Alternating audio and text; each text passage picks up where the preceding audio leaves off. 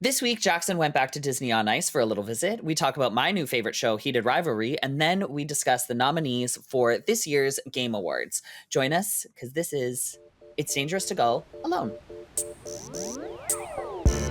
It's dangerous to go alone.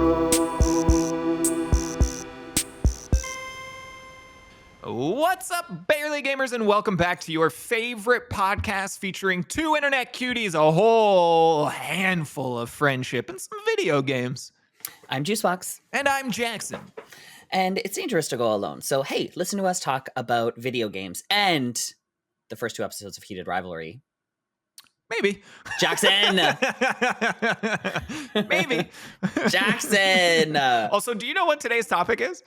Yeah, we're talking about the video game awards. Okay, good. I was just curious because usually you cater it, and we didn't talk about it leading in, so I was just like, I wonder if you're just going with the flow today. No, I remembered. It's just we had so much to catch up on before that we didn't talk about it. Chatting. But before we get into curious. that, Yeah. Jackson's idea was to watch Heated Rivalry and do a tiny little recap of it every single week because it's gay people and hockey and how fun is that going to be? And I watched Heated Rivalry. And Jackson, did you watch Heated Rivalry? Are we getting into it right now? I want to get into it right now. So, a big shout out to our Patreon producers, Kyle B. Back, BT Dubs, and John, aka The Bull. Thank you for supporting the podcast. More about how you can be cool like them later. I will say, I was talking to a colleague at work today online, and I was saying, yeah, have you heard of Heated Rivalry? They're in America. And I was like, I know it's going to be a bigger deal to the Canadian gays because it's hockey, right? They're in America. They're like, no, I haven't. And then I started to explain it. They're like, no, I have heard of this. And I went, great. I thought it would be a really fun idea for me and Juice to do a spin-off podcast, a limited series where we go episode by episode, one a week. And they were like, that's actually fire. And I was like, because I grew up playing hockey and Juice is a gay man, and together it's a meeting of our worlds in the middle. And they're like, that's a great idea. And then I watched, so on my lunch break, admittedly, I watched the first episode today. I watched Full episode? I watched half the first episode today. You saw everything you need. About a third of the way in, there's a 10-minute scene where they're just going back and forth blowing each other. And I'm like, this is a lot. I was like, every other show, every other rom-com, every other everything, no matter how heated it gets, they're like, oh, well, I've got a little present for you. And then someone exits frame and they cut away till later. No. They don't cut away for 10 minutes. And there's like 7 different moments where you're like, they're going to cut away. They don't. They don't. They don't at all. They're like, what if we just rely on like barely clever camera angles to cover, just enough. And I'm like, I'm going to scroll Instagram on my phone until this is over. And then like it was long enough that my phone battery died. It was insane. No. Insane. My favorite part was the unrelenting eye contact and jerking off in the shower, which caught me completely off guard. I was genuinely unsure of what was happening for a moment. I was extremely sure on what was happening. And then I was like,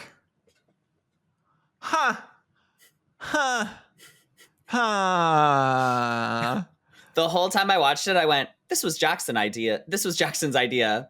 I felt it was perfect. For anyone who doesn't know, Heated Rivalry is a new show that's releasing episodic weekly on Crave or HBO. On Crave Max. or HBO, and it was based on a book that a woman wrote that is a gay love story of two players from opposing hockey. It is not a teams. Gay love story. It is gay smut. It is the raunchiest, nastiest sex shit I've ever seen in my life. Yeah, I only got halfway through one episode, and I was like, I don't know if this was a great idea. But yeah, it was a lot. Also, you sending me messages while you were watching the first 2 episodes made me genuinely frightened of the experience. You weren't using full sentences. You were just in the, I was heated. My God. Oh no. Jesus. Look out. What is this? This is nuts, crazy. And I was like, oh my God, what have I done? And then sure enough, I got I got a piece. I got a piece of it, and that was all I needed. I need to read you my favorite line in the whole 2 episodes. Yeah. They're texting each other. So eventually they give each other code names so they can text discreetly. Sure. And they're on opposing hockey teams. Yeah, so they're Team rivals. One's Team Russia, and he goes to Boston. Well, I was like, in the not NHL. And then the Canadian goes to Montreal. So the Russian says, I'm going to score 9 goals. The Canadian goes, why 9? And the Russian goes, 1 for each inch of cock you want. I can't go back to this show. Genius. I can't do it. Beautiful. Can't do it. Creative. I can't do it. Fabulously written. I have never. Is this what it's like? Is this true? Is this true to the gay experience? Not no.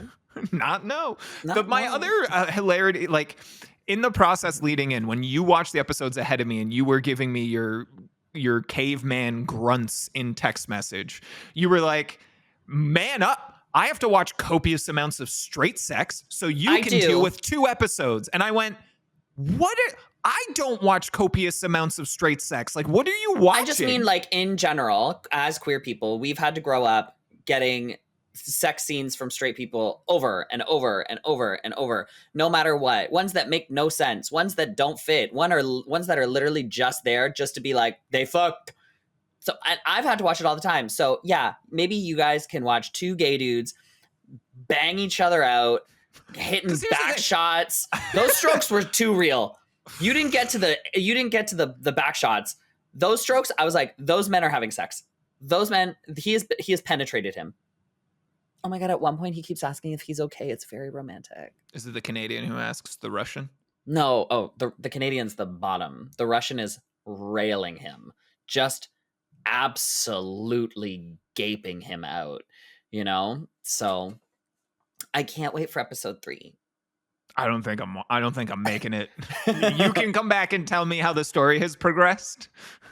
I'm like, episode 3, they fucked so much. Well, so the way that you've described it and the way I've seen all of the social media buzz, I was like, oh, it's only sex. It's only sex. And credit where it's kind of due. The first half of the first episode, only half of that time was sex. It just went on so uncomfortably long. Like the scene. I would say it is not the majority sex. I was like the first third of the episode maybe was hockey. And it was like kind of interestingly portrayed and like kind of accurate. And I was like, okay, so maybe there's more story here than I thought. Hilariously, not only are they gay hockey players, they are the first and second draft picks into the NHL, the not NHL that year. So the 2 best players are both gay. And I was like, hockey's so fucking gay, dude. And they're like, it's just fucking each other. Yeah. I will say the story outside of the fucking is good. I enjoy it. But the fucking is my favorite part because, of course. To no one's surprise. It's everybody's favorite part. You know, my favorite part is the Russian guy's ass. Holy shit. I ran to the gym. The Russian guy looks like a young Neil Patrick Harris. Can I show you his ass and you can tell me if it's hockey butt or you didn't even hear what I said because you were so focused on the butt. You were Does that look like, is that hockey butt or is that? Why do you have just like a picture of his butt so readily available? It's the background of one of my friends' our text message thing. That's our background. Sure. That might be hockey butt. I don't know. Is that hockey butt? Can we stop looking at butt? You wanted to talk about this. Not like this. Anyways, Jackson, how are you? I'm okay. I literally was watching it so just like, okay, well, I'll just get on my phone now. And then like, literally, I think I went back to work early. I think I was like, okay, well, that scene's over. I don't know where this goes next. I'm just going to go back to work. Like I was so like, I don't know what to do with myself. Anyhow, aside from that, I'm good. I'm good. Disney on Ice was in town last week. So I went and I saw the show on the saw, yeah. weekend. So that was kind of cool. Um, did you know that this movie exists? It's called Wish. Yeah. No idea. And it was the first third of the first act. And I was like, I don't know any of these characters, the story, or what's happening right now. I was so Uh, confused. it's odd that they put that on Disney on Ice because I think it was a failure. Like I It was a think nobody flop. watched. Yeah, it was a Big old big flop. flop. I Uh, watched it. It's fine. It's just kind of okay. so my understanding with Wish is that they changed the story to more prominently feature the cute character because they wanted to sell more plush. That's the Yeah, conspiracy theory. I don't know how the real it is. theory was that it was originally the cute character was supposed to turn into like a boy, and it Mm. was supposed to be a bit more of almost a love story between the two. But then they thought if we keep it cute, we could sell more stuffed animals of the cute thing, and then there was just no real story. Yeah. And then like even the villain was kind of just like it's not all that bad. So it's Yeah. like yeah, it was just kind of like it just sort of like was a nothing movie. It was a nothing burger. Yeah. Hmm. The second segment was Frozen 2, and I realized that I saw Frozen about a million times because I lived it, but I saw Frozen 2 once in theaters and completely forgot the plot. And they were just zooming through stuff, and I was like, fucking hell, I I don't actually understand what's going really on. enjoyed Frozen 2. Like I I didn't hate really it by enjoyed it. any means. I didn't remember it at all. So I spent a lot of the first act like, what is going on here? Did I ever tell you how the first time I saw Frozen 2? No, I don't think. So I saw Frozen 2 came out when I was in 2019 when I was gone to Drag Race. Oh. So when I got sent home, I got to go home. So I wasn't allowed to like see anybody, message anybody. Like I had to pretend like I was still on the show. I just was locked in my apartment, sad because my dreams were torn apart. But I really wanted to go see Frozen. And Mr. Box was busy and would be tired when he would get home from work. So he didn't want to come with me. So I took myself to the movies to see Frozen 2. And So you cried a lot, eh? a lot of the themes in Frozen 2 have to deal with like anxiety and like disappointment and stuff. And there was like a whole song where she's like having like a panic attack and stuff. So there's me sitting in Frozen 2 having a conniption fit crying, like heave crying because I'm traumatized from television. To the point where the children next to me are going to their mom, going, "Is the man next to us okay?" Was it a packed theater? Packed. Basically sold out. Because it was the middle of the day, so it was all kids. Yeah. Because I thought if I go in the middle of the day, there's not going to be a lot of people there. Like I'm going to be able to like hide under the radar because so many people know me, you know. So slid in. Nope. Obviously nobody fucking knew me. And there was kids fucking everywhere, and I just for the whole half of the movie. I fucking love Sick. that movie. It's fine. I fucking love that movie so much. That's cool. But yeah, I knew a handful of the skaters still. I knew the performance director, so they got me tickets and I went and met up with them really briefly before the show. It's weird, man. Like I'm 5 years removed from it. Every time it comes to town, I typically know a couple of people, and it's just getting to a place where I think it's really hard for me to know how to interact with that world still. Like I mean, people come to town and I'm like, hey, like we kind of toured together for a little while, but like not very few of my closest friends are still on tour. And yeah, it just kind of feels a little bit difficult. Like of the 3 or 4 people that I knew, I kind of reached out to a handful of them just before they arrived and was like, hey, if you want to come by and we'll do dinner on your day off, like when you're touring, you don't get a home cooked meal.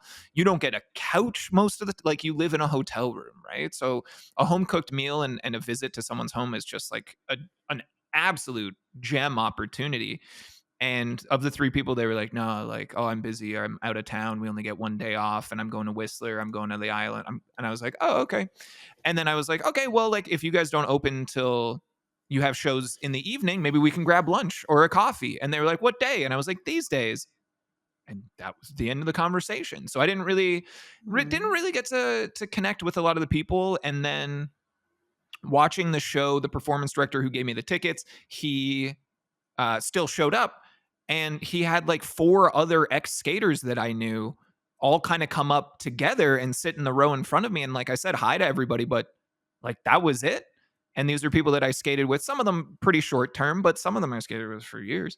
And I was just like, okay, like I just kind of felt more on the outside of the world of that world than I ever have. That's And like, sad. don't get me wrong, I'm in a really good place with that. It was a really challenging thing for a number of years to be able to like, oh, I'm not a skater with Disney on Ice anymore. And like, I didn't really get to leave on my own volition and all this sort of stuff. So I don't think this is as painful as it could be. But again, just weird to be like, okay, well, maybe next year Disney on Ice comes to town and that's not a part of my year anymore. Maybe that's just not something that I plan for. So I mean, tough. I agree. I know that's going to be hard to kind of do, but I think maybe it's just your time to sort of Yeah. move away from it. I think Yeah. that's fine. You know, our lives come in seasons, our friendships come in seasons sometimes, and maybe that's Yeah. just that season is over. Yeah, it's tough. I think on letting go is a tough topic for me just in general. And like, I think tour really kind of does fuck us up the longer that we're there. And Hmm. um, you just have different expectations from, you're kind of disconnected from reality because you live in a bubble, right? So like knowing how friendships work on tour does not necessarily equate to how they work in the real life, in the real Hmm. world, I'd rather. Well, yeah. So it was tough. I went with a handful of friends. Lime Fitz, friend of the show, was a part of our Extra Life stream for a bit. Him and his partner, Nick, who actually brought us cinnamon rolls as well.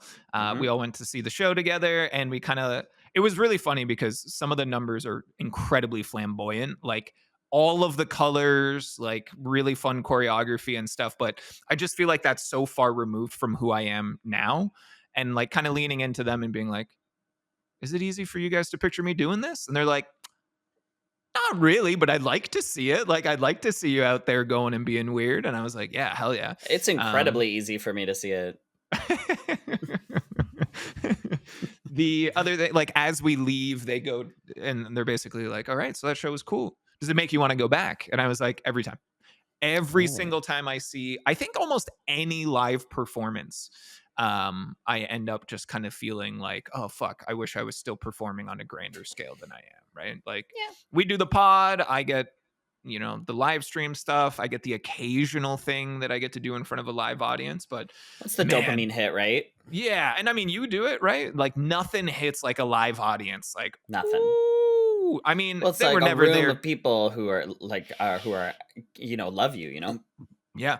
And don't get me wrong, they were never there to see me, Still but feels good. feels real good. Honestly, like to even just be kind of a small piece in the machine of bringing people like joy and lasting memories and stuff, right? But I think it's like they're there to see something that you're a part of. So it's Exactly. in a way it's a part of you. So it's just like it feels good, Yeah. Especially like on an applause. That happened. It was that's what happens when you're a theater kid. I was like, I got my Hmm. first applause in high school, and I went, "Ooh, I'm Oh yeah. addicted. Oh I yeah. love this. Give it to me." Mine Ah, hit even younger. Like, I was oh, like, "Oh, I can make a room full of adults laugh at Christmas. They think I'm funny. This is my shit. I Give me love the this. attention." Right? And then Give I it to went to me an art forever. school. I was in a theater program and I was like, "Yes, more of this, You please." would. Yeah. So, I anyhow, love yeah, that. Disney on Ice was in town. It was a great show. If anyone ever gets an opportunity to go see Disney on Ice, you probably are going to see some of my friends and highly recommend that you do. It's always a good time. But yeah, there's that. The other thing that's really giving me joy right now is all of the like Twitch recaps, the Spotify whatevers, and people kind of sharing them and being like, wow, the podcast was my most listened to podcast this year. I saw a Or few of people those. being like, yeah, your Twitch channel is like one of my most participated in, my most attended. I'm like, honestly, That's that's been really nice. meaningful this week to kind of be able to, again, we talk about it on the podcast all the time, like we don't get a one-to-one feedback loop. We put this out there, we put the clips out, and we're like, I don't know, maybe people are watching them, maybe Hmm. people are watching, listening, they hate it, I don't know, maybe they love it. So then to kind of see from people, they're like, wow, no, yeah, like I've listened to every episode this year. Like, I think it just really means a lot to be able to know that we've impacted people that way. Yeah, thanks, guys. We Thanks for appreciate it. sharing that, team. And We're if just two little sweeties who just sit in our basements yeah and chat on two video cameras to yeah each other. Flirt, Yeah. mostly. Mostly flirting. Mostly flirting. Mostly flirting. If anyone's out there listening and our podcast shows up in any of your Wrapped recap, whatever, tag us. Post it somewhere that we can see it. Tag the pod, because it does mean a shit ton to us, I would say. Yeah, it's very sweet. Yeah. Yeah. What are you up to over there? How are you? What's new? What's exciting?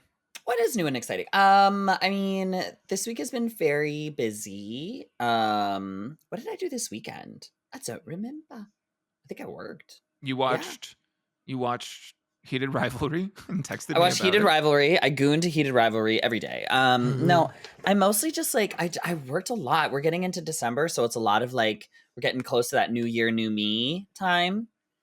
The worst time for anyone who like normally frequents a gym. If the gym is part of your everyday life or like your weekly life, you know that January and February are the worst time of the year, because that's when everyone's like, I'm on a journey. December, it kind of starts because it's the people who are like, oh, I'm going to get ahead of the crowd and, get fit before Christmas. And they usually fall off after Christmas because Christmas was 2 weeks worth of resting. Well, it's hard. And it's like, it takes a long time to be able to create a habit, Yeah. So, but I think it's a lot. But I love at some of my gyms, the New Year, New Me crowd. Yeah, it's just been a lot of that. And actually, Steven, you've met Steven, friend of mine. Steven, big boy, big 250-pound boy. Yeah. Sunday, it was his birthday. And he had said to me, it's my birthday on Sunday. Do you want to do a workout? And I said, sure. And he went, great. So I got there and he said, okay, so we're going to do 280 squats, 280 push-ups, 280 pull-ups. We're going to partition it.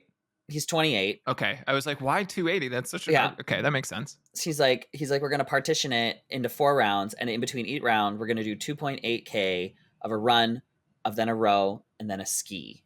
And I was like, oh, okay, yeah, sure. Because I'm a lovely, supportive, wonderful friend. 2 hours fucking later, oh my God, I was so tired. Like, it was fun. Don't get me wrong. And like in the moment, I was like, I'm not that tired. 2 hours is fun. When I got home and the whole next day, I was just like, I feel like I've been run over. I feel like I've been hit by a bus. I was like, I was hung over from fitness.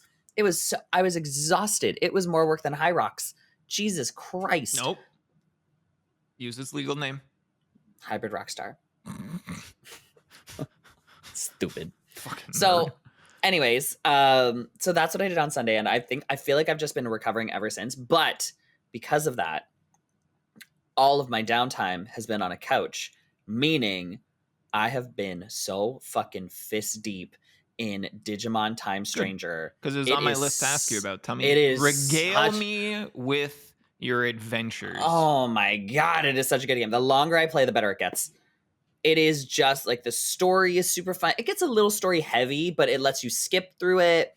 If you're like, I don't want to fucking see this dialogue anymore. The battles are fun. You know how like when you're gonna battle in like a Pokemon battle and it just goes, they literally have the voice actors.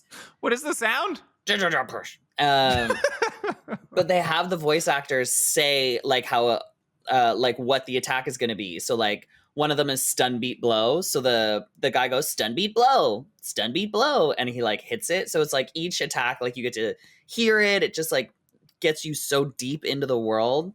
I love it. I'm out here fucking digivolving all the time. I've got like I've got my like phone and I'm looking up like what do I need to do to get this Digimon? What do I need to do to this? And it's like it's so fun. I love it so much. I'm really excited. Thank you. I don't even know like if I'm even close to being done. I think I'm only like halfway through the game. So it's just like if you're a Pokemon person, you've got to pick it up. Like immediately pick it up. Like it's almost beefier than a Pokemon game because it's just there's so much content. I think there's almost 500 Digimon, and they announced a DLC. So there's a DLC coming out with even more Digimon and more story. Sick. I'm very excited for when we eventually break it down. I think we should have a conversation when I talk about Legend ZA and you talk about Digimon Time Stranger. because most importantly, I'm going to ask you for the story, and you're going to be like, I don't know, I skipped all of it. I skipped all the dialogue scenes. I I know don't the fucking know story. what's going on. I watched the big story parts, but they have a lot of small cutscenes between. Yeah. It's almost Kingdom Hearts-esque, where almost every new area you go into will be like, and then what happened? And you're just like, okay, like we don't need this right now. Like we could just skip through this. So they have I still watch it, but it's the problem with the voice actor is that the voice actor reads it in like their acting cadence when I'm reading it faster. So I You're just fast read it. reader. So I just read it quick and skip through instead of waiting for and then they went to the store. Like we went to the store, click, Okay, so you're still reading. You're still paying Yeah. attention. You're just speeding it up a little. Yeah, I'm just speeding through it, Okay. or sometimes I'll put it on auto and just like kind of like look up my next Digimon that I need and let it kind of play out. Cool. But it's an excellent game. We should the episode we should do is Digimon Time Stranger versus Pokemon ZA Yeah. and have a compare and contrast. That's what I'm saying. Yeah. Is Digimon finally on top of Pokemon? I would say it is. I feel like I'm an Android user talking to an iPhone user when I compare it. Like that's how I feel. Yeah, I feel like a crazy person being like, you got to play Digimon. It's so much better. It's like, you got to have an Android. It's so much better than iPhone. That is how I feel. But it is so true. Like Digimon Time Stranger it blows any Pokemon game out of the water. Yeah.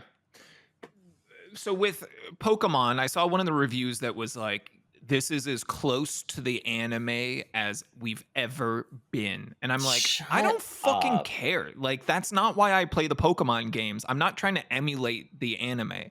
What does this feel like? It steps aside from like the Digimon animated stuff and kind of carves out its own niche, or is it like, it's just like the show? It feels like the show. Okay.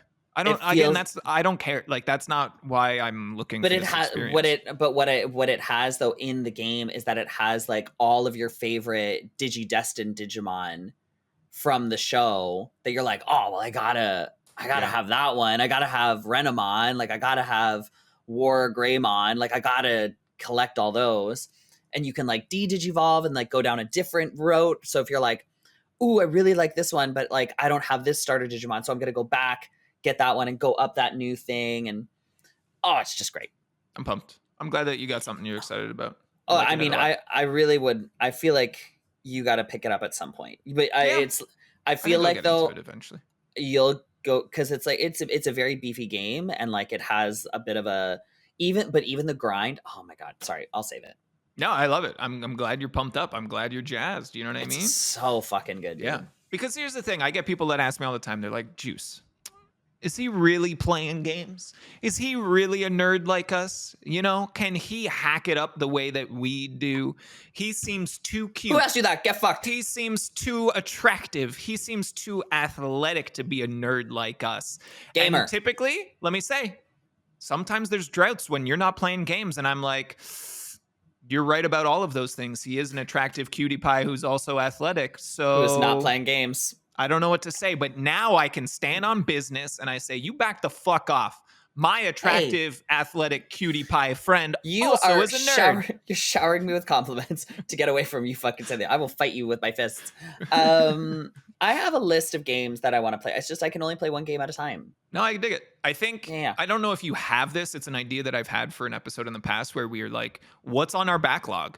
I think I saw a content group that was like, if no new games came out, right, for a year, they were like, oops, no more new games. What would you dive into in your backlog, right? Because that's always the thing is there's so many old games.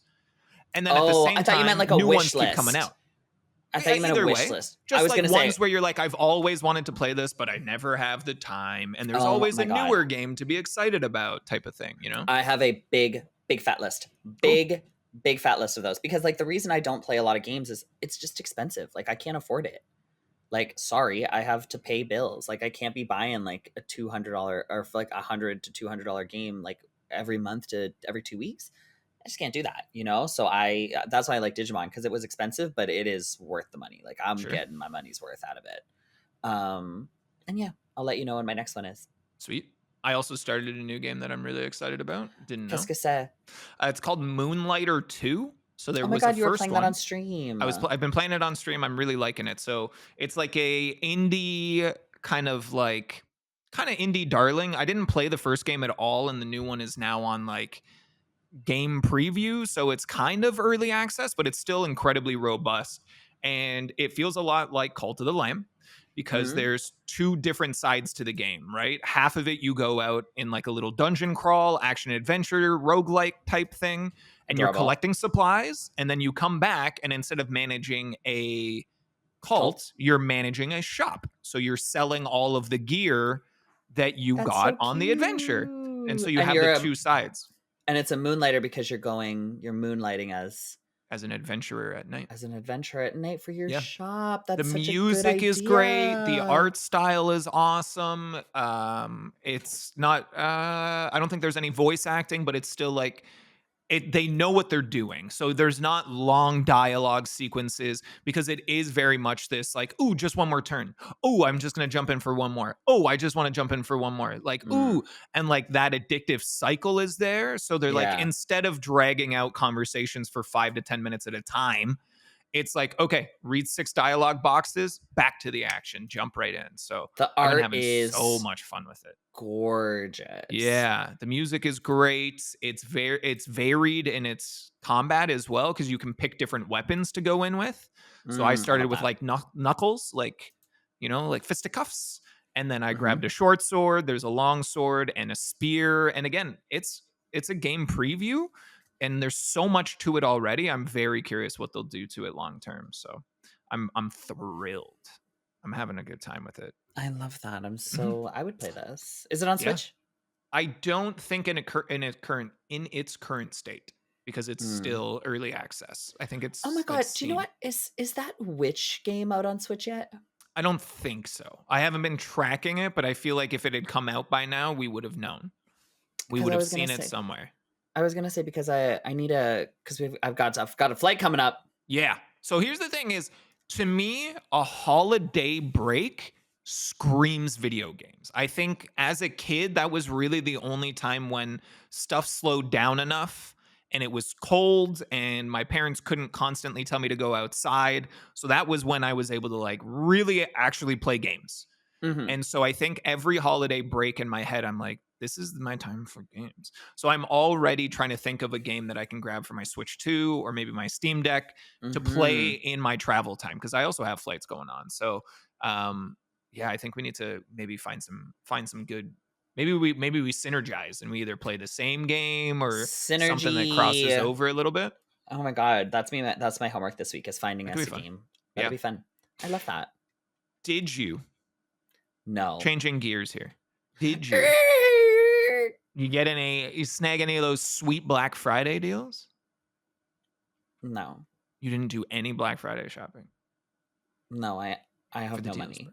For the I am deals, though. no, For I have stuff no that money. you maybe already need. Like that's all I did. I was like, I have purchases I need to make. I'm just gonna wait until I can get the stuff I need cheaper. No, I have no money. Okay, cool. I every penny I have remember that $600 ticket? You mean the 3 $200 tickets? No, the other $600 ticket. That was due November 29th. Okay, sick. So that took most of my Cleaned you out. cleaned me out of all of my fun money, you know? Yeah. So no cash flow Sure. currently. Right. So lovely, very fun, very So nice. if you're looking to book Juicebox, booking please at Booking. juicebox.gmail.com. What is booking it? at juiceboxofficial.com. There you go. Bookings are open. Ooh. PayPal.me/juiceboxofficial. There you go. Buy me a game. Sure. You know? Get the cutie pie some games to Sure. play. Merry Christmas. Merry Christmas. What did you buy? I bought shoes because I live in Vancouver where it rains all the time. So I need Vessies, and I have Vessies, but they have holes in them.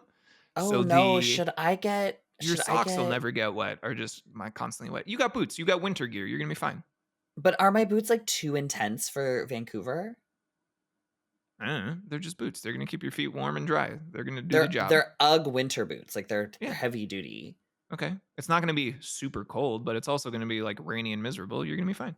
I love Vancouver Rainy Miserable is different. It's different, It's different in short spurts. It's real different in long spurts. I It's just guess. seasonal depression. You're just like, I'm sad. I went out to get coffee at 3 o'clock today, and it was basically dark outside because the sun sets early and it was incredibly overcast. And I spiraled a little bit. I'll be honest. Oh, Yeah. oh no. What a lovely time of year. Fun. Fun. You know Fun. what else is fun, Juice? It's the most wonderful time of the year. Of course, early December. The days are shorter. It's cold. Maybe you get a little bit of snow. I am talking about the Game Awards 2025. Oh. Looking at next Thursday from the time that we're recording this. December 11th is the biggest day in gaming as the 3-hour-ish award show and reveal extravaganza takes place. We're going to be live reacting to it. They, of course, announced all of the nominees for the different categories a week or so ago, and there's been some buzz. There's been some misses, some omissions, some snubs, some drama.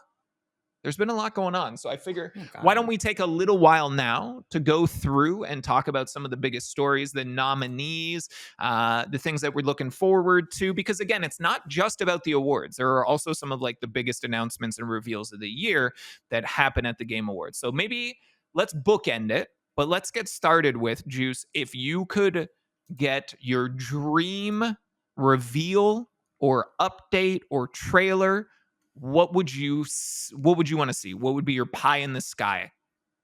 Pie in the sky for a new game? Anything. It could be something we know is coming, something that we know has been announced but no release date, something that you want more of. What are you hoping for? Get creative. If you're like, this game doesn't exist, but I want it to, you could do that. I mean, I would love more oh my god, this is such a loaded question. I would say I'm really excited. I would love if I got to see a brand new Zelda game that was like brand new world, brand new story, not Tears of the Kingdom, not anything in that, like just a whole new vibe, and not a mash 'em up like Warriors one. Yeah, like no, that a one full blown RPG story. I would be over the moon. But I don't think we'll get that. I think they'll do one more in the Breath of the Wild, Tears of the Kingdom vein before they change it up again. Boo. You've played many hours of both of those games, have you not? I have, but I want something new. I just like... I think the way that Zelda's development cycle works is they typically do 3 of a particular style before they change it up. So Wind Waker? What's the other 2 with Wind Waker? I don't remember. I'm regurgitating something that I heard, but I think it's like Majora's Mask and Twilight Princess and Ocarina of Time are like that trio, right? Twilight Princess is a part of Ocarina of Time? I mean, they're just like stylistically similar before they change it up, is what I'm saying. I don't agree. Okay. I'm sorry. Yeah, I think that they're very... I think Twilight Princess and Ocarina of Time and Majora's Mask are very different. Okay. I have not played a lot of Zelda in my life, to be honest, so that's fine. Oh, no, they're like Ocarina of Time and Majora's Mask are very close, but Twilight Princess is like, I find to be almost like very different. Twilight Princess is very different. Or not, sorry, not Twilight Princess. Skyward Sword, very different. Wind Waker, hugely different. Yeah, that one stands alone. Yeah, but I would like that. I would say obviously more co-op games. Always more co-op games. Yeah. Because I feel like the only really big one we got was what's it called? I don't know. I mean, I do know. I'll be honest. I do know, but I'm waiting. I can't remember. Oh, Split Fiction. Because they announced a ton of them, but like I feel like we only played Split Fiction. I mean, what other ones did they announce? Like Lego Voyagers came out. It's like, turns out it's a 3-hour thing, and I have it on my PlayStation, but we didn't play it during the charity stream. Oh, it's only a 3-hour game? Yeah, it's like 3 or 4 hours. It was not nearly as long as we would have expected it to be. That sucks. And then like, they had the Face Your Fear one, which I don't think even came out yet. No, that's the thing, right? Like when you see big game announcements, the marketing lead up to a lot of games is way longer than a year, right? So Yeah. if we went back through what was announced at last year's award show, I'm sure some substantial portion of those games didn't release yet. Yeah. So Oh, I was gonna say that one game that was like the very, very big announcement at the end of last year's awards. It would be nice to see a little bit more from that one too. was it The Witcher 4? No, she was a girl and she was in space. And it was a cinematic trailer, I think. Oh, Starship Enterprise. That's not right, but I know the one you're talking about. Yeah, so I'd like to see more of that one. I'm I've just heard that blanking on the their name. timeline on that game is very far. So they might drop another like trailer edit. The other thing is for people to get their games featured at this type of show costs a lot of money. So it's like unless it's already kind of their part of their normal marketing beats and kind of aligns with the scheduling, or if the organizing group wants their news bad enough that they cut them in or ask for it Mhm. for free type of thing, then we might see some stuff. There's a lot of like behind the business things going on. But I like that new Zelda. That's a good pick. Yeah, It's a good pick. yeah. Thank you. What about you? It's a good question. Probably honestly, like more Expedition 33. We know that they announced new story beats, new enemies, new something else that's going to be coming to the game. If they were to kind of reveal it and really show it off, I'd really be into that. But I'm with you. Like more co-op games is always a good thing. I think we're really in a weird era where indie co-op games flourishing, but people have coined the term co-op slop this year because there's so many like really fun co-op games that come out barely half finished, and it's like the Yeah. AAA high-end developer market for co-op games is few and far between, right? Like Split Mhm. Fiction was really kind of it. And instead we really get fun experiences, but there's just a different level to something that's like wildly polished and expensive. You know what I Yeah. mean? To produce. Sure. So I'm with you. More co-op stuff for us to play would be really, really fun. Yeah. But big headlines from the nominees for the different categories. Again, how many are there here? What's that? 7, 21, 26 categories, it looks like. If my math is right, it's not. What's that? That's fucking 8. Hold on. 8, 16, 24, 30. 30 categories. A bunch that we don't care about a lot, right? Because you get stuff like best esports team, best esports game, content creator of the year. Obviously, it's going to be us, right? Oh, 100%. It's Not going to be Kai us. Sennett. Nope. Who? Who? Not the most famous Who? streamer in the world. Not him. Who? No way. It wouldn't be. It's us. It's us. But again, there's a lot of these categories we don't typically care a ton about. Last year we did a live react to the Game Awards, and I had so much fun, Juice. I know we made like a little We're doing it again this overlay. year, We yeah. made yeah. We should Yeah. definitely do it. So on the 11th we'll go live, and we'll figure out later if we want to Eleven. co-stream where we're on both of our channels, or if you just want to come and hang out on mine, or whatever we want to do. I'm really looking forward to it. But we made a whole spreadsheet last time, and we tried to Mhm. predict, and then we kept score. And I don't know if you remember, but I got more Thank right than you. you. Thank you I thank maybe you. have kept the score sheet next to my computer for the whole year, it seems. I might have So already seen it. every time I look down, I'm like, that's right. I did better I'm than Juice did. I'm So better than Juice. so that's good. Wow. Some of the biggest headlines with the nominees is our maybe collective game of the year, Expedition 33, Claire Obscure Expedition 33, got a record-breaking 12 nominees. Sorry, I was gonna 12 say, nominations this year. it's in almost every category. I'm looking at. 12 out of 30. That's almost 50% for those of you that are Mhm. bad at math. That's insane. That's such a high number and so well earned. It's so crazy to see a game, again, developed by a core team of 30 people Mm. and release at a less than full price, AAA price tag, just overachieve like every single step of the way. There's other year-end award shows that are for the games industry that are not just the Game Awards, right? Golden Joystick Awards, where I think they won every single category that they were nominated in. As they should. It's kind of nuts. So we'll see. The few that we will call out. Obviously, we'll talk about Game of the Year. because there's 6 nominees there, and we touched on it really briefly, but I'm curious to get your more in-depth thoughts on it. But again, like the Game Awards is just a fun time of year. It's fun to kind of theory craft and get our hopes up and get excited, and then to me, it's the unexpected reveals that I get really pumped for. I don't know if you remember last year, but there was about 17 different times where I was like, yo, is this Gundam? And it wasn't any of the times. It was never Gundam. It was never Gundam, but I got really never excited Gundam. about it. So I don't know what you want to jump into here. Obviously, best mobile game, not really our vibe. The other thing, Juice, let me ask you this before we dive in here. 30 different categories, no best horror game category. Oh. Do you think it's about time? That's surprising, actually. Mm-hmm. So you have different genre ones here. Not many of them, granted, but best action game, best action adventure, best RPG, fighting, best family game, sim and strategy, racing esports, sports and racing, multiplayer. No horror amongst that, though.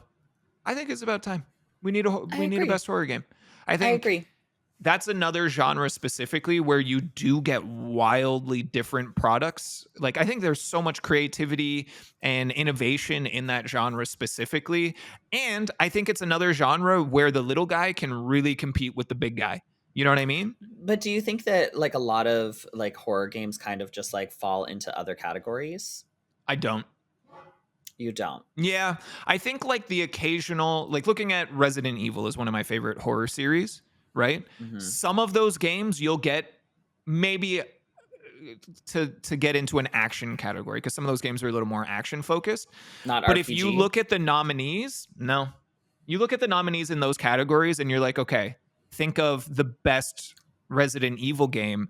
I don't really think that you're seeing it there most of the time. I think I get the impression that some of them were nominated for best action adventure, but like it just doesn't fit a lot of the times. Like looking at best action adventure this year, Split Fiction, Indiana Jones and the Great Circle, Hollow Knight Silksong, Ghost of Yote, and Death Stranding 2. Mm-hmm. If you were like, oh, and also Resident Evil, again, I just don't think it's a good fit. I think they need to stand on their own. I do think, again, there are exceptions. I'm sure that has happened somewhere, but give it its own goddamn little fucking thing. You know what I mean? I agree. So where do you want to dive into this? Let's go into best multiplayer. You know what I mean? Because I do want to say best multiplayer being different than best co-op. Because you and I play multiplayer games, but we play the co-op multiplayer games. Whereas a lot of the time, multiplayer is more competitive, right? So that's why we get an interesting kind of split here. Pun intended, because Split Fiction is one of the nominees. So is Peak. Peak being on here is incredible. Incredible, right? I didn't think it would be. The indie success story, love everything about that. Now, the other three, Arc Raiders, which is new, Battlefield 6, which I've been playing a lot of, and Elden Ring Night Rain.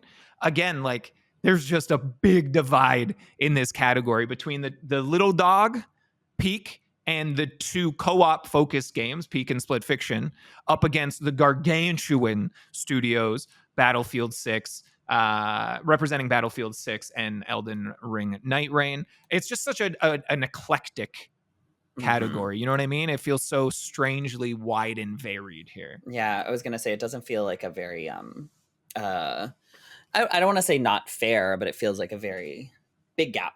Yeah, it doesn't feel focused, really. Yeah, it feels like there's a big gap. Let's look at RPG. You want to look at best RPG? Okay, good. So the nominees this year were Avowed, Clair Obscur Expedition 33, Kingdom Come Deliverance 2, Monster Hunter Wilds, and The Outer Worlds 2.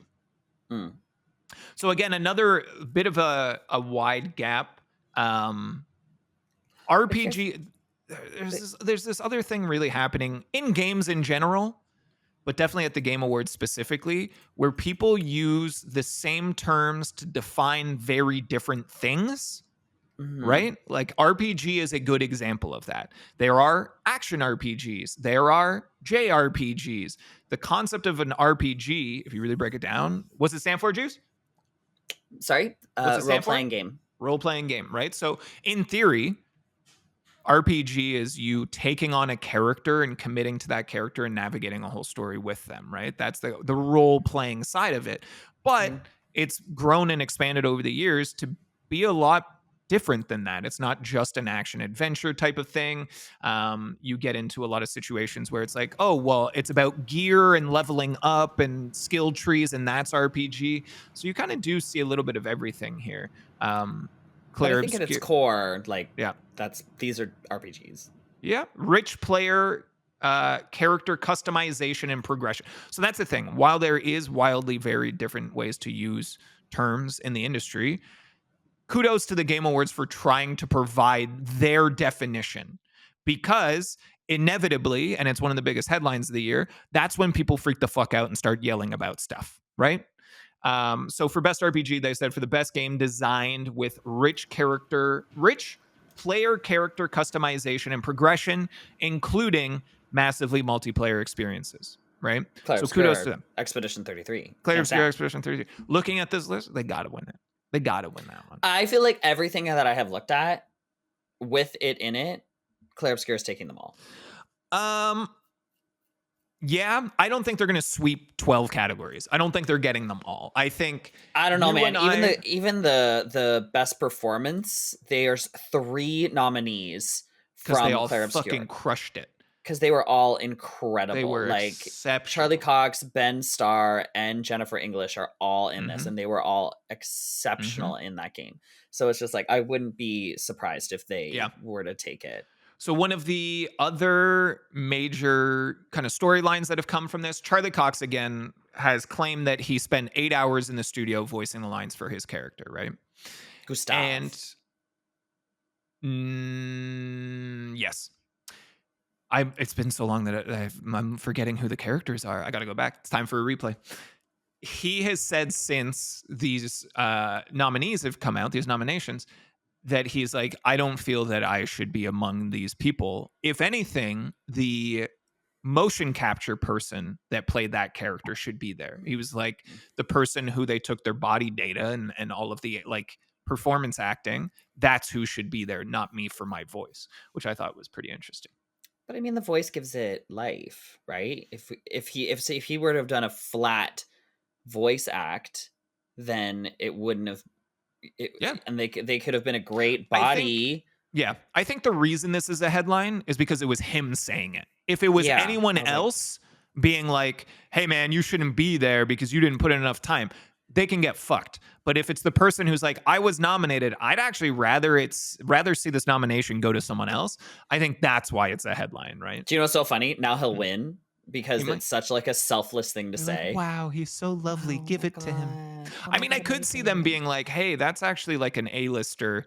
He's in the MCU. Maybe it's good to kind of give him a little bit of visibility in the games industry so that other people are turned on to what games are capable of. That could be like a little behind the scenes play. Yeah. I'm team Jennifer English. I liked her in it. Was she Mael? Yeah. Oh, so good. So good. Very exciting that there is both innovation in accessibility and games for impact categories. That makes me really happy to see. Games for impact for a thought-provoking game with a pro-social meaning or message, which is very awesome. And then innovation in accessibility, recognizing software and or hardware that is pushing the medium forward by adding features, technology, and content to help games be played and enjoyed by even wider audiences. So people that are putting in accessibility features, colorblind mode, right? When you played The Last of Us 2, you were going in and tweaking all of that just to enhance your gameplay experience. So I think that that's really cool. That those both get recognized. Yeah, no, that's nice. I feel like action, adventure, and RPG all kind of fall in the same thing. So I feel like That's why we can it's kind of, we can tough. kind of move on. So best debut indie game. Do you want to go there? There's another interesting story in the best debut indie game. So the nominees being Blueprints, Clair Obscure, Expedition 33, Despalote, and Dispatch. You'll notice there's only 4 there. I want to play Dispatch. You should. I think you would really enjoy it. And again, $40, I think, for the full experience. I'm gonna play it.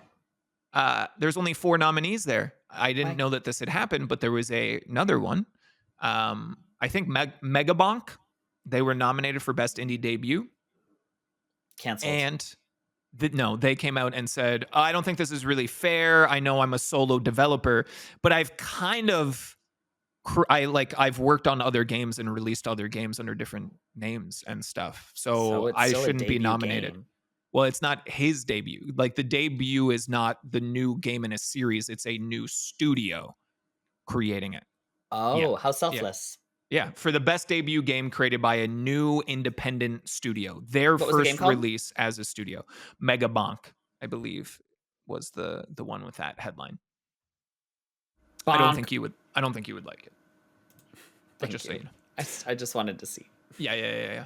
So then the other one, obviously drawing a lot of heat here, I suppose, is best independent game, going with Claire Expedition 33. So there's a lot of people crying foul because, again, an independent game typically means that you don't have a publisher. That's how you get independence, right? Okay. There's 2 sides to creating and releasing a game, creating and releasing it. Your developer, your indie developer, typically partners with a publisher, and thus they are not independent anymore, right? But again, the term indie game has been used to describe so many different things. Hey, that art style, that's an indie game, right? It has that art style of an indie game, right? And so people were pissed off that Claire Obscure Expedition 33 was in this category because they had a publisher. However, the definition that the Game Awards uses is for outstanding creative and technical achievement in a game made outside of a traditional publisher system. So there's something weird and backwards in there, but there was the same drama last year, right? Like there was a game called Dave the Diver that was in the indie studio category, despite being a smaller studio inside of a massive studio. So again, it's a little bit funky. But I mean, like, I think they're just mad because they know that it's going to take it. Listen, the people that get mad about nominees in any award show, get a life. Get a life. Go get a life. Find something else to be pissed off about. Yeah. Other best independent game nominees: Absalom, which I've actually not seen much of, Ball Pit, Blueprints, Claire Obscure Expedition 33, Hades 2, and Hollow Knight Silk Song. So a very strong category. I'm curious about best ongoing game: Final Fantasy 14, Fortnite, Helldivers 2, Marvel Rivals, and No Man's Sky. Interesting. Very, very interesting. I would love for there to be a year in our future, Juice, where you and I, by the time these are announced, we have played all of the nominees of Game of the Year. I just think that would be such a different conversation than us going in and being like, oh, well, it's the game that we played and loved. Like, obviously, it's that one. And honestly, maybe it wouldn't have changed anything this year. Of course, the nominees for Game of the Year: Claire Obscure Expedition 33, Death Stranding 2 on the Beach, Donkey Kong Bonanza, Hades 2, Hollow Knight Silk Song, and Kingdom Come Deliverance 2. Maybe if we played all of those, it wouldn't change because Claire Obscure is just so fucking incredible. But I think we all have our taste levels. Conversation. Like Kingdom Come, Deliverance, Hades, and Silk Song are just not my taste level for games. Like they're just not games that I would ever want to play. Sure. So I wouldn't. I also don't think you would enjoy Death Stranding. I think that one's off the list. Death Stranding's been on my list to actually play. Yeah. Curious to watch it, but I don't know that you'd love it. I mean, it looks interesting. It looks like an interesting story. So I'm just like, oh, maybe. It's always been on my like maybe list. So Death Stranding, Donkey Kong Bonanza looks. I would 1,000% play that game. 1,000, a million, kajillion % play that game. Surprised it's here. But yeah, But so that's my thoughts. But we're all in agreement here. It's Expedition 3. I would be shocked if it wasn't Claire Obscure. So they're nominated for 12. We could go through them if we really want to. I don't want to. How many are they getting out of 12? I would say like at least, like, and the higher numbers. I would say at least 8. I'm going to say 9. I'm calling my shot at 9. Okay. I mean, I really want to say 12, but you can say it. Nothing's stopping you. Fuck it. Let's say 12. You're going, they're getting the clean sweep. 12 out of 30 categories. Clean sweep. Well, how did what's it? What was the game that you and I loved last year? Astrobot? They didn't Astrobot. sweep. They didn't sweep their nominees. They didn't sweep? No, they missed a couple. I'll say 8 then. Also, interestingly, best family, right? I feel like Claire Obscure's in Best Family? No, just the category. Oh. I I don't care about that. I don't know. Honestly, like best family, this is the games that we play. I think if we went through any category, we will have expressed most interest in the games in best family category. Oh my in God, terms you're of right. like all of the Donkey nominees. Kong, Lego Party, Lego Voyagers, Mario Kart World, Sonic Racing Cross, Split Fiction. Oh Yeah. shit. We're children. Those are our games. We are We children. played all of Split Fiction. I downloaded and installed both Lego Party and Lego Voyagers for when you were here. We obviously, everyone loves Mario Kart and Donkey Kong Bonanza we just talked about. Like the only one missing from this list is Sonic Racing Cross Worlds, and it's because I got Mario Kart and I'm not a massive race game fan anyways, so I got one, I don't need to, right? Exactly. I think that's hilarious though, right? Like you kind of go into it being like, oh yeah, I'm an adult, and then you're like, actually, I fuck with all of these games. I am a child. I'm a little baby boy. Little tiny baby. Oh my God, I love that. I'm very, very excited for us to kind of sit down and spend some time just like being excited about all of the reveals and shooting our shot and trying to guess all of the winners here. Is there anything else that you want to call out in our preview for the Game Awards 2025? Don't forget to come and hang out with us. We will be streaming on Jackson's Twitch page. I find it's easier when we just do one. Yeah, it's just easier that way. So we will be streaming on Discord. Yeah, we just did. Yeah. So we will be streaming on Jackson's Twitch page. We're going to talk nominees. We're going to watch all the previews together. It's going to be a super fun night. It was super fun last year. We're going to have snacks and everything. So guys, are we going to dress up again? I think we dressed up last year. You kind of dressed up last year. No, I put on a suit. Did you? Oh, Yeah. I kind of dressed up. Yeah. Yeah. Yeah. Do we have to dress up? No, I'm asking you. You can say no. I don't want to dress up. I want to be comfortable because it's gonna be late for me. So I'm gonna want to. It's also gonna be 3 hours, and it's a long time to be sitting in a suit. Yeah, and I'm also like, once we get to the end mark, I'm gonna be like, okay, I need to leave now, because I remember last time we really drew it out, and I was like, I was like, I want to go to bed. I was excited. I'm a fucking nerd. Get off my back, bro. No, I know, but now I'm just gonna be very bold. I'm gonna be like, it's done. Goodbye. But with that being said, speaking of done, you do the outro. I don't know. What do you want? Thank you guys so much for joining us for another week of It's Dangerous to Go Alone. We appreciate you hanging out with us for another week. We were talking about the Game Awards. If you guys want to follow us on our Instagram, it's at itdangerpod on Instagram. Jackson's always putting out some super fun clips. Currently flopping. Flop era. Flop-tisha. So here's my thoughts. We put out the Shaun of the Dead. So to me, again, the concept of recasting movies using video game characters, so fun, right? Shaun of the Dead, no one cares about the movie. I understand, right? Wicked popped up a little bit. Didn't pop off, popped up a little bit though.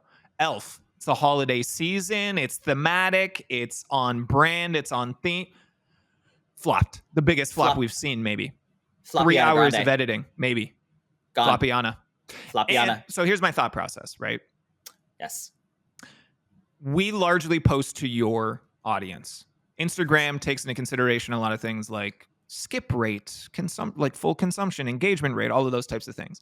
While your audience does contain gamers, they are not exclusively made of gamers. So when we lead strong with, hey, we're talking about video games, they're like, no, thank you. I'm not shitting you. 2/3 of people skipped the Elf. Like our skip rate was over 65%.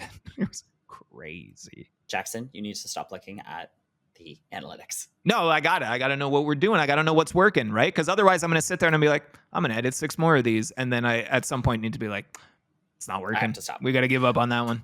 But you know what you guys shouldn't stop doing? Giving us a like and a comment on anywhere where you listen to podcasts to boost us up in the algorithm just a little tiny bit more. Join us next week where Jackson and I are going to be talking about 10 video games that describe us, starting with Jackson. Am I going first? Yeah, we'll just start with you. You're going to need 2 weeks to prep yours anyways. So I was going to say, I have a busy week, so I would like it if we could just do you. So then next week, the week after is a little slower for me. Right. But thank you guys so much. We'll see you next time. Love you. Bye. Bye.